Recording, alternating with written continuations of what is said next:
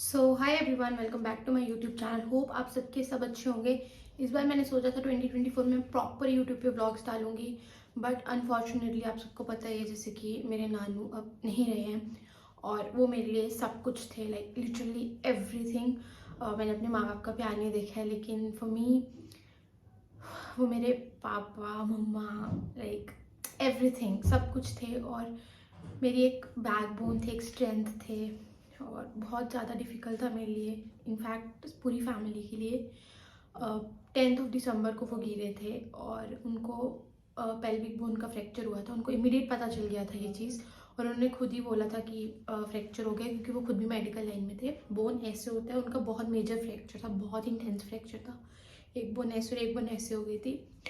तो हम उनको हॉस्पिटल लेकर के गए, वहाँ पे उनके सारे टेस्ट हुए, एक्सरेज हुए। डॉक्टर ने बोल दिया इनको वो है, फ्रैक्चर हुआ है, ऑपरेट इनका नहीं हो सकता, इनको आप अट्रैक्शन डाल के रखो। ऑपरेट में सिर्फ और सिर्फ 5 to 7% चांसेस है रिकवर होने के, और वो बहुत रिस्की था। फिर हमने उनको घर ले आए, अट्रैक्शन डाल के रखा।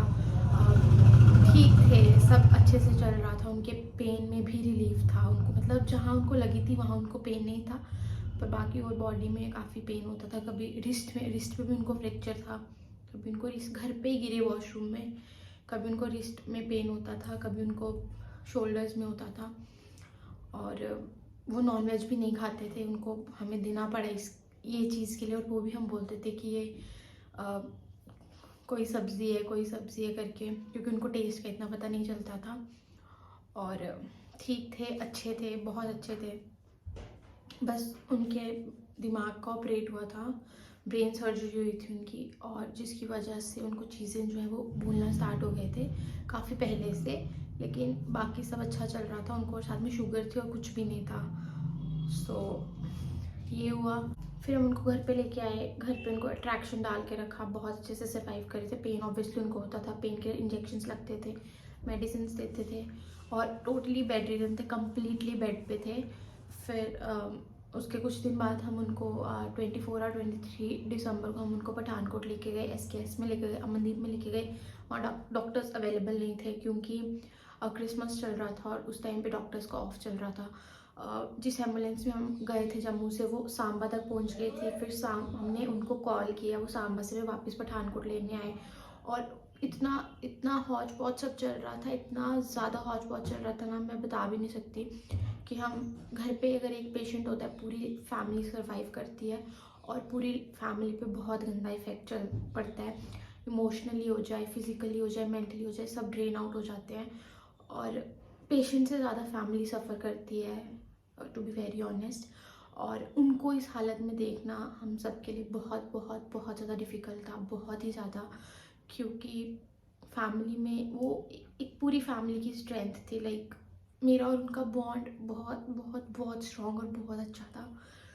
और अब मेरा किसी से बात करने का भी मन नहीं करता है, मैं बस ऐसे ही, सॉरी। सो ऐसे ऐसा सब चल रहा था। फिर घर पे शादी भी थी, 20 जैन को घर पे शादी थी, और हमने कार्ड्स वगैरह कुछ भी नहीं बांटे हुए थे, क्योंकि सब फैमिली, पूरी फैमिली जो है वो नानू के पास उनकी केयर करने में इतना हम सब थे। मतलब हमने अपने से बहुत बहुत बहुत ट्राई किया था, हर एक चीज़ हमने की है। फिर भी कहते हैं ना, जो होना होता है वही होके रहता है, उसको कोई रोक नहीं सकता।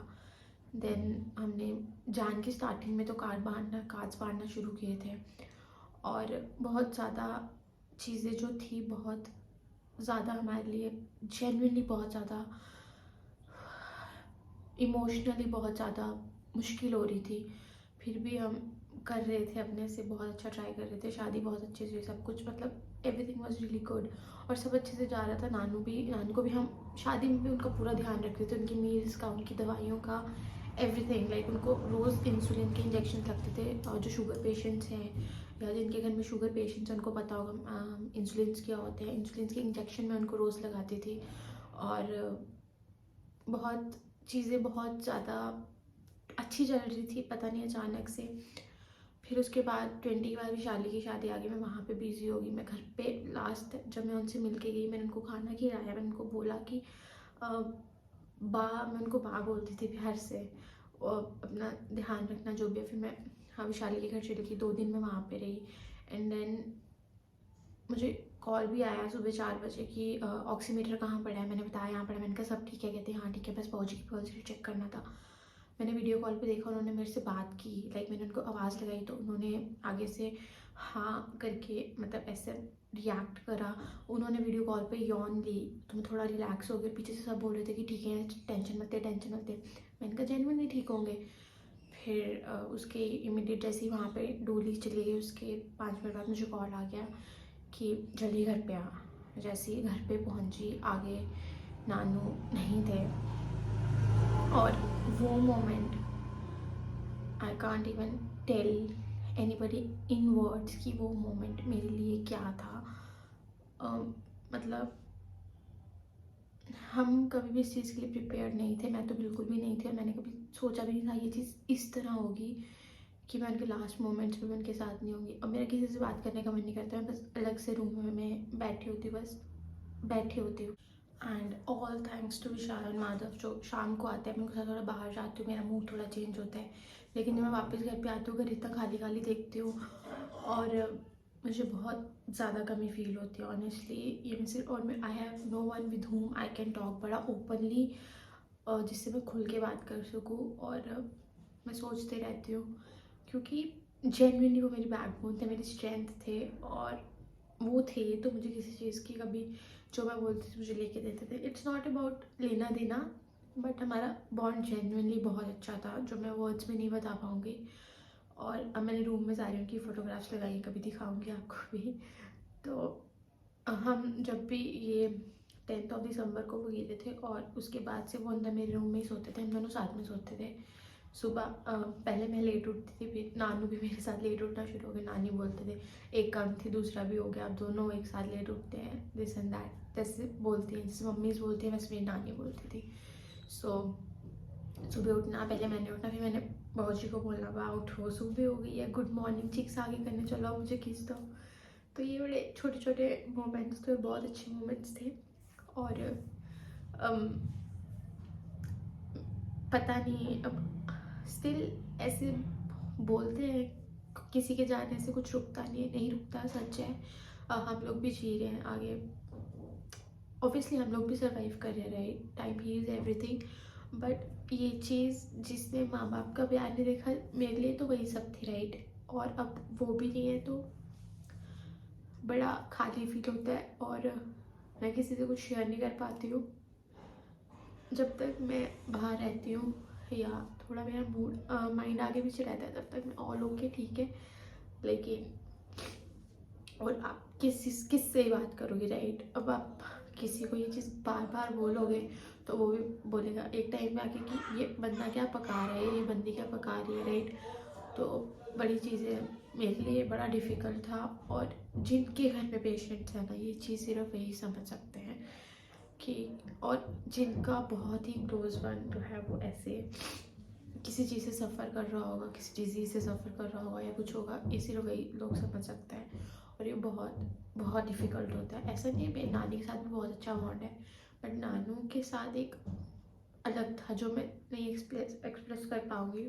और मेरा इस घर में मन नहीं लगता है। रूम में बैठे रहोगे, मतलब मुझे कोई बात भी कर रहा होगा ना, मैं बहुत ही रेयरली इंटरेस्टेड होती हूँ उस कॉन्वर्जेसन में। आराम से बैठे रहती हूँ, बस फ़ोन चलाते रहती हूँ, या फिर कुछ भी नहीं, कुछ भी नहीं, कुछ हो ही नहीं पाता है। और still time heals everything, but जो कमी है, जो पेन है, वो तो ऑब्वियसली फॉर एवर रहेगा और एंड तक रहेगा। और एक चीज़ का रिग्रेट हमेशा रहेगा कि मैं उनके लास्ट मोमेंट्स पे उनके पास नहीं थी, जबकि मैं बहुत बहुत घर के पास ही रही थी। 10 to 15 मिनट्स का डिस्टेंस होगा जहाँ पे उस टाइम पे मैं थी। मुझे कॉल करके नहीं बुलाया किसी ने कि आ जा। तो बड़ी सारी चीज़ें हैं, बहुत सी चीज़ें हैं, बट स्टिल हाँ, मैंने यूट्यूब सोचा था कि मैं प्रॉपर कंसिस्टेंट तरीके से करूँगी। और आई एम ग्लैड कि मैंने जो पिछले व्लॉग्स बनाए उन सब व्लॉग्स में मेरे नानू भी थोड़ा ही बेशक लाया, जितना भी लाया है वो है थोड़ी मैं उन वो मेमोरीज़ है मेरे पास। और व्लॉग्स में मेमोरीज़ के लिए ही करती हूँ, ताकि कल को मैं वो चीज़ें देख पाऊँ। मेमोरीज मेरे पास रह पाए। और यूट्यूब एक ऐसी चीज़ है जहाँ पे अगर आप डालते हो तो वो स्टे करता है, वो रहता है, चाहे आपका फ़ोन से डाटा जो है वो हट जाए, फ़ोन गुम हो जाए, कुछ भी हो जाए, पर यूट्यूब पे वो चीज़ रहेगी। तभी मैं डालती हूँ, पोस्ट करती हूँ, और मैं कोशिश करूँगी प्रॉपर वापस से डेली व्लॉग्स करूँ, but still I am trying my best. And यही है बस, जो चीज़ें नहीं कोई पूरी कर सकता वो नहीं कोई पूरी कर सकता है। अब ये चीज़ एक ऐसी है, आई वॉज जस्ट 5, हाँ मैं सिर्फ 5 साल की थी जब मेरे नानू मुझे यहाँ पे लेके आए थे। और अगर मैं नहीं मुझे लाते वहीं पे, मुझे छोड़ देते, तो आई डोंट नो मेरा क्या होता, but sorry. So these were the pictures जिनके बारे में मैं बात कर रही थी। ये मैंने कुछ नानी के साथ लगाई है, कुछ नानू के साथ है। देखो कितनी प्यारी प्यारी फोटोग्राफ्स है। ये वाली देखो कितनी अच्छी स्माइल है नानू की। एक ये बड़ी करके लाई और ये सबसे बड़ी करके लगाई है।